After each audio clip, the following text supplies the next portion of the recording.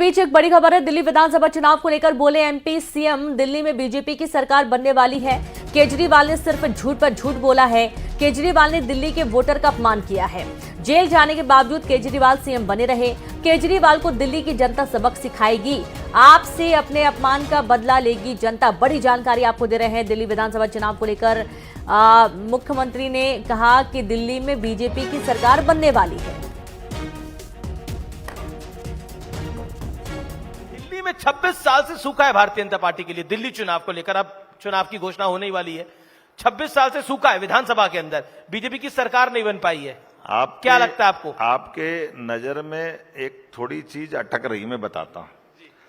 आप ये देखिए, दिल्ली के अंदर यशस्वी प्रधानमंत्री के नेतृत्व में सरकार बनाने के साथ से लेकर के दिल्ली की सातों सीट लगातार भाजपा के पास है। आपको ये दिखाई नहीं दे रही? बिल्कुल, ये है भाजपा और ये है प्रधानमंत्री का अपना काम लोकसभा करने जीत का रहे, तरीका। विधानसभा नहीं जीत पा रहे। राज्यों के चुनाव को लेकर के मैंने कहा है, जो झूठ का प्रोपेगेंडा फैलाया गया था, उसके धीरे धीरे सारे के सारे पत्ते खुलते जा रहे हैं। नाई बाल कितने ठहर भी सामने आते। आप दुकान में बैठे हो, महीने भर बाद रिजल्ट बता देंगे क्या हो रहा है। सब भाजपा में आने वाले हैं और भाजपा की सरकार बनने वाली है। कुछ दिल्ली में आपको लगता है अरविंद केजरीवाल इस बार हार जाएंगे? हम क्यों नहीं हारेंगे? अगर उनके बताइए, मेरे को ये आज तक समझ में नहीं आया। इस देश का दुर्भाग्य है, राज्य के मुख्यमंत्री मतलब राज्य का प्रथम नागरिक, और हम ओथ लेते हैं माननीय, और उनकी तो पार्टी और बड़ी वाली थी जिनने कहा था कि वो करप्शन के खिलाफ रहेगी।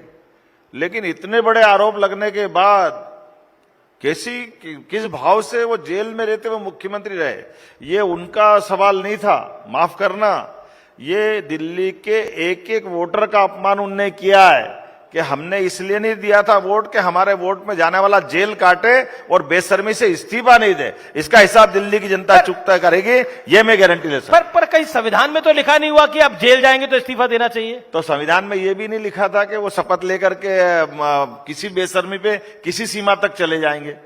उनके पहले कई सारे नैतिकता के आधार पर कितने उदाहरण भरे पड़े हैं।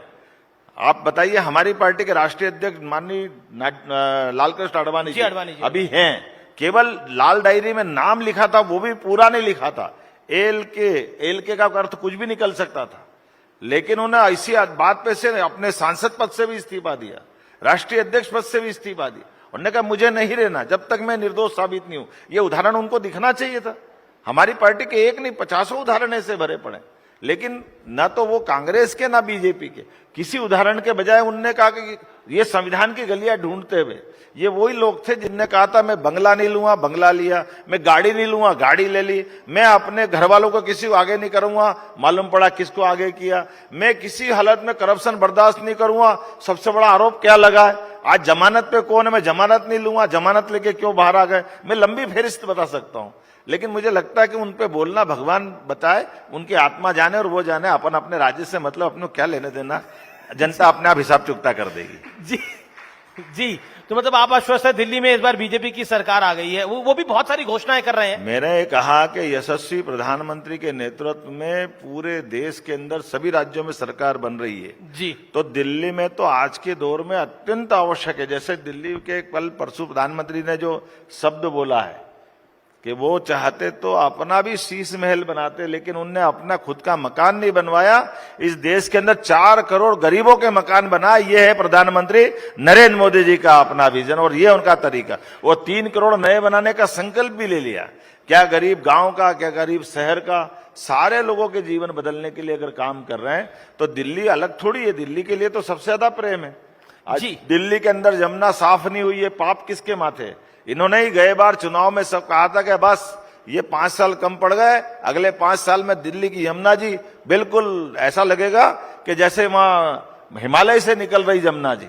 वो हिमालय तो छोड़ो, पता नहीं किस तरह की दुनिया में आज भी हैं, लेकिन सिवाय झूठ बोल के सगुफा चलाने का। लेकिन मुझे लगता है कि थोड़ा उन पे बोलना अब ज्यादा पर्याप्त है, इतना कि किसी और राज्य के अब तो वो उस स्थिति में भी नहीं है।